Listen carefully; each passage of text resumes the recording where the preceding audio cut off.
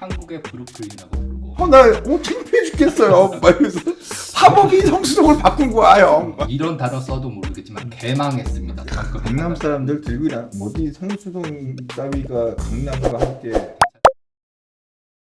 안녕하십니까. 동산형의 부동산 수다 조대석 동산형입니다. 일단 박수 한번 치실까요? 우리 김동산형님께서 촬영해주신 영상이 무려 36,000 뷰를 기록했습니다. 여기다 얼마 곱해야 돼? 한 1,000만 원씩 곱해갖고 돈 주는 거야. 저번에 이제 용산 편이 대박 터져가지고 용산 다음에 어디 할까 고민이 많이 들었어요. 어디가 좋겠어요? 특별하게 딴 데 생각나는 데 있어요? 결정을 해놓고 뭔 얘기하는 거야. 포커스에 대한 부분은 명확하게 짚으신 것 같아요. 지금 강 건너서는 용산과 성수동이 가장 많은 관심을 갖고 있는 부분이 의사결정은 잘하신 것 같고 목소리 되게 좋네요.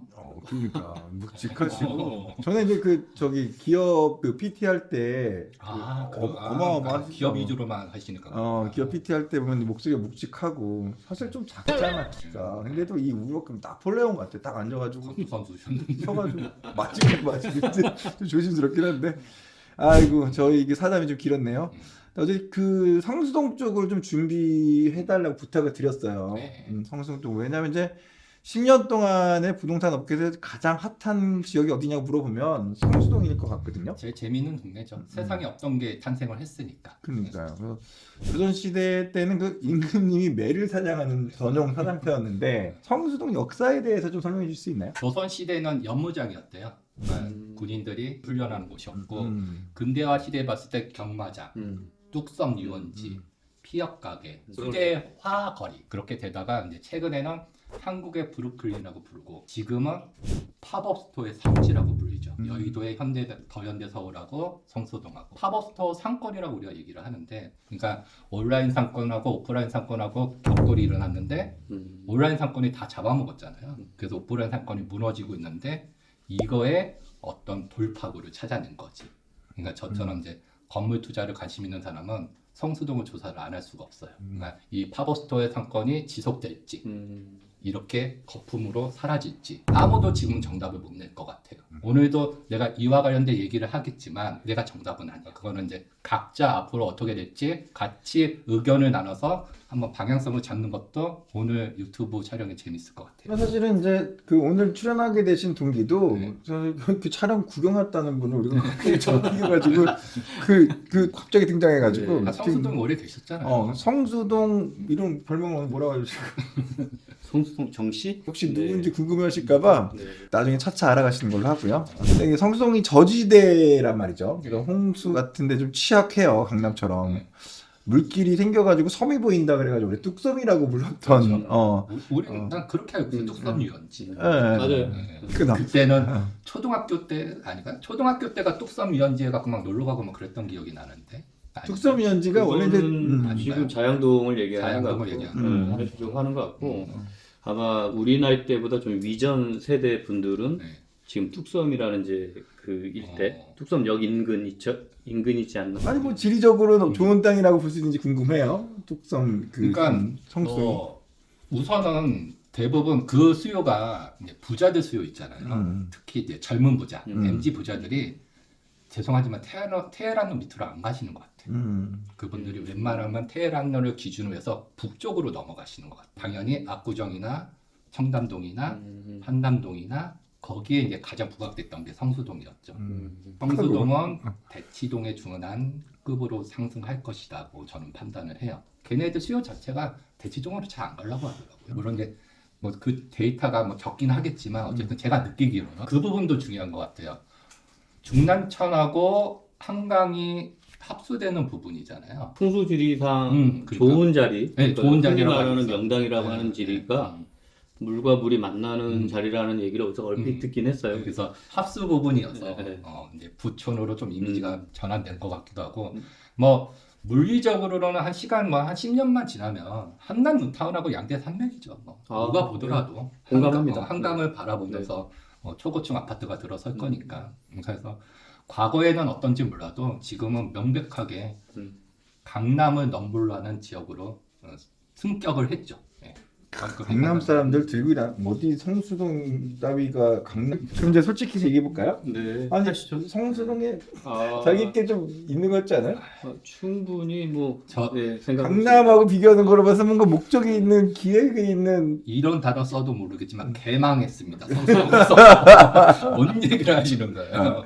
좀 이따 얘기 나오는데. 이야기는 제가 아는 게 일전에 제가 성수동이 향후에 어떻게 될 것이냐. 이제 부동산업이라고 하더라도 다양한 업종들이 있잖아요. 뭐 개발업을 비롯해서 보는 시점이 어떠냐라고 제가 김동산 형한테 여쭤봤더니 부정적인 시각이었었어요. 당시만 하더라도. 맞아요. 왜냐면 그 동산이 형 처음 촬영했을 때 성수동 상권 너무 고평가다. 그 기점으로 생각이 바뀌었어요. 그때는 팝업을 몰랐어요. 그렇죠. 지금처럼 확산화될 거라는 걸 아무도 몰랐었으니까. 팝업이 이런 파급 효과가 있는지는 꿈에도 아니 나뿐만 아니라 모든 전문가가 그랬을걸요. 그때 그 기억나는지 모르겠는데 시대가 있잖아. 형, 팝업을 내가 몰랐어. 내가 팝업을 모르고 나 창피해 죽겠어요. 막 이러면서 팝업이 성수동을 바꾼 거야, 형. 막 기억나요? 그러니까 그렇죠. 네, 그래서 어떤 세상이 만들어지다 보니까 시장은 시대 트렌드라는 게 항상 있으니까 그렇죠. 지금의 트렌드가 팝업인 거지. 이후도 항상 팝업이 그렇죠. 영속성 있게 진행될 거라는 건 또 누구 두고 장담 봐야 되는 못하니까. 거니까. 네. 성수동 하면 제일 생각나는 게 뭐예요? 팝업 스토어죠. 저는 개인적으로 제 사무실이죠.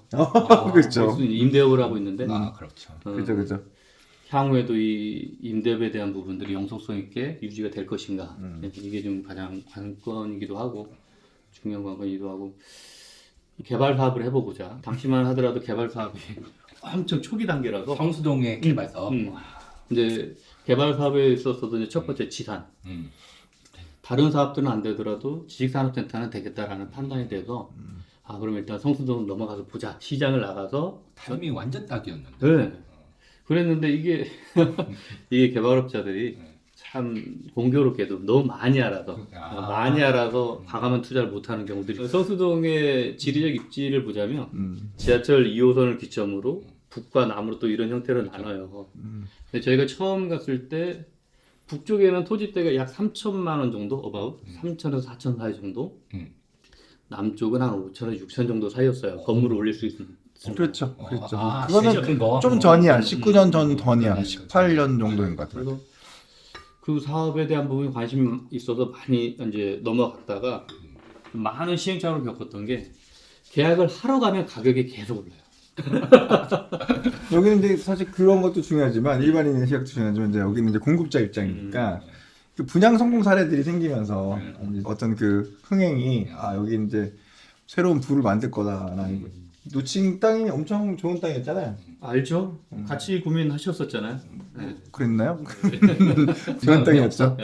맞아요. I'ma kick back when you fake like that.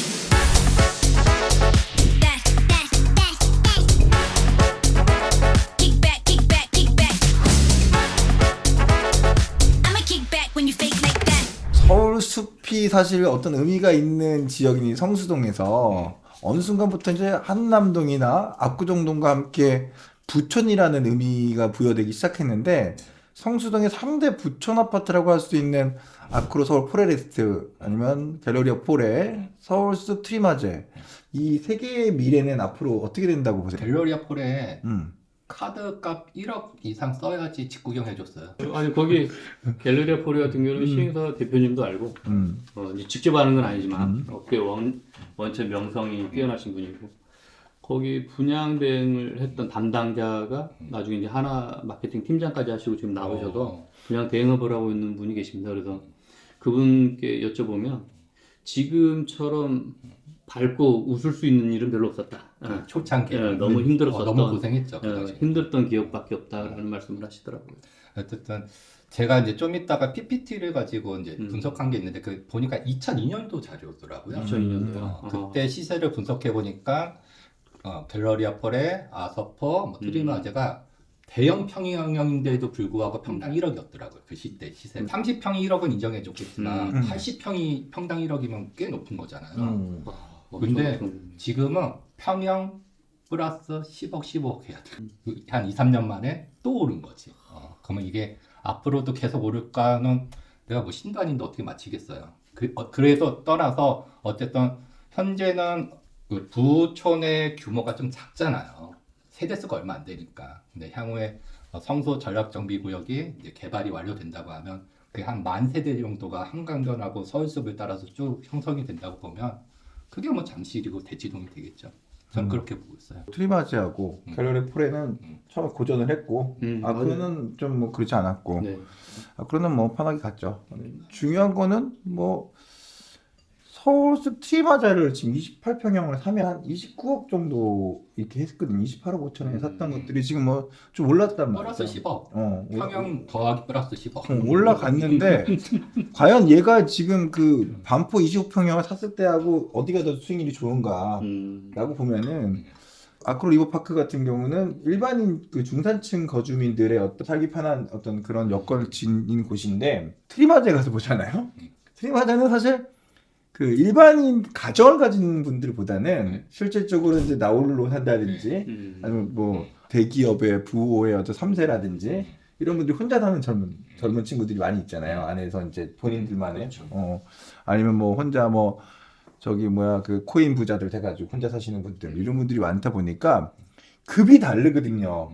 많이 다르죠. 네, 그러니까 중산층과 하이엔드는 좀 달라요. 그러니까 그거를 딱 가서 이제 그 임장을 가면 이 아파트가 돈이 될 것 같은데 트리마자에 끝까지 포기 못 하는 거야.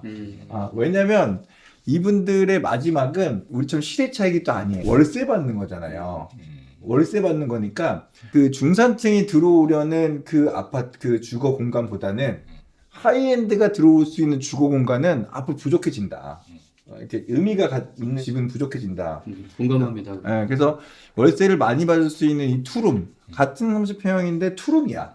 근데 심지어는 트리마자에서는 사실 아크로를 내려본단 말이에요. 이렇게 약간 내려보니까 그런 그 한강에서 보이는 기분 때문에 그런지 몰라도 어쨌든 간에 아니 사실 내려보는 것도 아니거든요. 멀리 있으니까 내려보는 기분이 드는데 뭐 높은 층이니까 높은 층이니까 근데 그런 기분을 느끼고 나서는 선택을 못 하시는 거야.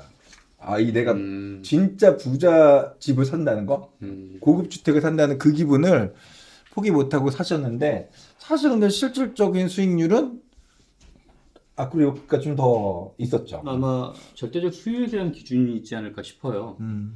그 서초 이제 반포에 거주하는 분들 가족 단위 위주의 구성원들이 대부분일 테고 아이의 교육뿐만 아니라 부모님들의 직장과 이런 여러 가지가 함께 병행을 하기 때문에 수요층이 좀 탄탄한 반면에 성수동 같은 경우는 그야말로 말씀하신 대로 일부만을 위한 그들만의 리그이기 때문에 수요층에도 좀 한계가 있지 않겠나. 그래서 수익률은 반포가 낮고 삶의 주거에 대한 그러니까 이제 일반 가정 생활에 대한 퀄리티는 반포가 낮겠지만 그 이상의 자기만의 문화, 가치, 브랜드화 시키기에는 성수가 훨씬 더 낫지 않겠나. 좀 개인적으로 그렇게 생각합니다. 여기까지 성수동 이야기와 역사 또 성수동이 어떤 곳인가 알아보고요. 성수동에 대한 아파트 얘기를 해봤어요. 상업용 부동산으로서의 성수동 상권.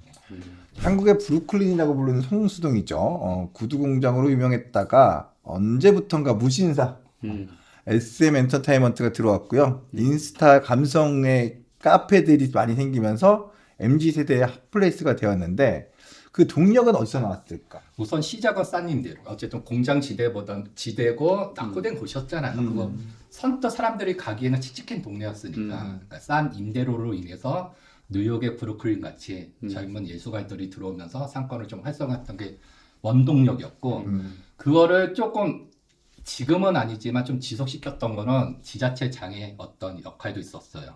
젠트리피케이션. 네, 그건 100% 공감합니다. 네. 그래서 저는 옳고 그름은 관심 없고 잘하면 잘하신 거예요. 뭐 정치적 성향을 떠나서. 그래서 그분 되게 잘하신 것 같아요. 성동구청장은요. 그래서 그 젠트리피케이션이나 또는 빨간 벽돌을 유지하게 되면 인센티브를 주겠다. 그게 이제 동력이었던 것 같고 그러면서 이제 젊은 사람들이 들어오면서 계속 변화가 이루어지는 거죠. 변화가 이루어지는 게 지금까지 팝업스토어까지 왔는데 그 역사를 보게 되면 제 기억으로는 대림창구가 포문을 열었어요. 그래서 대림창구가 공장을 카페화 시킨 게 이제 포문을 열었고 그때 제가 관심이 있었고 그때 일부 원빈이나 막 수많은 연예인들도 매집하기 시작했고 저도 그 당시였거든요. 그러다가 19년도 되니까 블루보틀이 들어오면서 그전에는 우리만 알고 있던 사건이었는데 일부 사람들이 알던 사건인데 블루보틀이 들어오면서 전국적으로 소문이 나버린 거죠. 그러면서 식음료 상권이 아마 그때 거의 고점까지 온 것 같아요. 그래서 내가 판 거거든요. 나는 판매 상권으로는 못 넘어간다. 건물주 입장에서는 음식 장사에서 월세 받는 것보다는 화장품 가게에서 월세 받는 게 훨씬 수익이 높잖아요. 그렇죠. 그러니까 식음료 상권에서 판매 상권으로 넘어가야지 건물의 값어치가 상승하는데 대부분 식음료 상권에서 고착해야 돼버리니까 나는 고점이라고 이제 팔았는데 블루보틀 들어섰을 때 그리고 나서 2002년도에 디올 매장이 들어오더니 아예 이제 식음료 상권이 판매 상권으로 변신했죠. 그러면서 한 단계 가격의 업그레이드가 딱 돼버렸더라고요.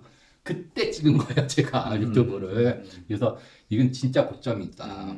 지금 평당 가격이면 월세가 이거밖에 안 되는데 얘가 어떻게 명동을 따라가냐. 관광객 안 온다.